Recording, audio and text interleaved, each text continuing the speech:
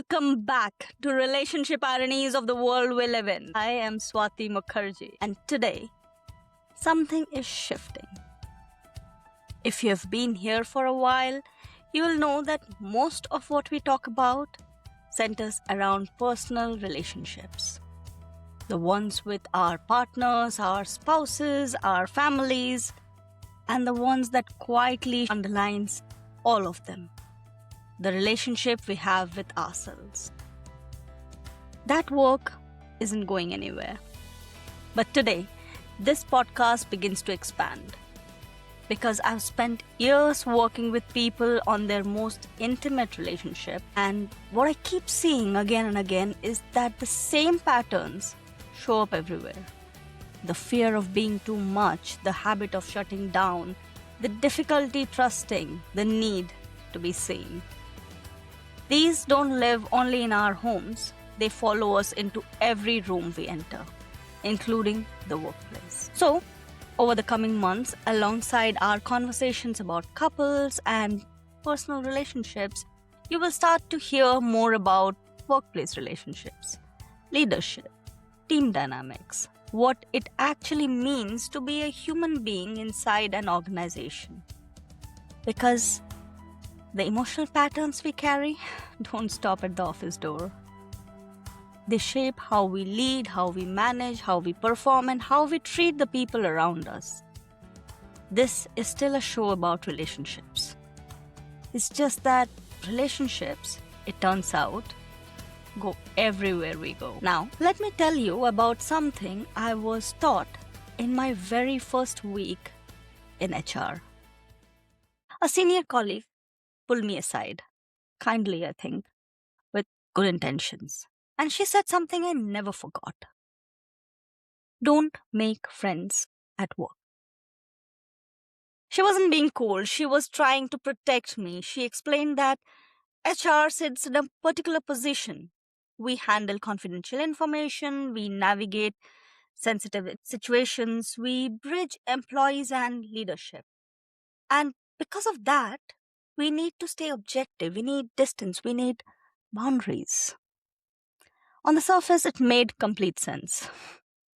So I filed it away. I tried to live by it. But there was something quietly uncomfortable about that advice that I couldn't name at the time. HR is the department most directly responsible for people, the human part of human resources. And yet, we were being taught to hold those very people at arm's length. To understand them, yes. To support them, absolutely. But not to get too close. Not to let ourselves be fully human with the humans we were there to help. The department responsible for human relationships was often the most cautious about having them. And when you peeled back the reasoning, it was almost always rooted in fear. What if people take advantage of you? What if they expect special treatment? What if being warm makes you look weak? What if being human makes you less professional? I heard a version of the same thing again when I moved into management. Don't get too friendly with your team. They'll stop respecting you. They'll take advantage. It'll become harder to manage them. And for a while I believed it. Until the people in front of me started teaching me otherwise. I had a team member once, I won't use her name. She was technically capable, but she was disengaged. She did the minimum. She showed up and she wasn't really there. And for a while I told myself it was a motivation problem, a performance problem, maybe even a little attitude problem. Then one day, I stopped and asked her one simple question. Not how her project was going, not whether a deadline was on track. Just, how are you doing?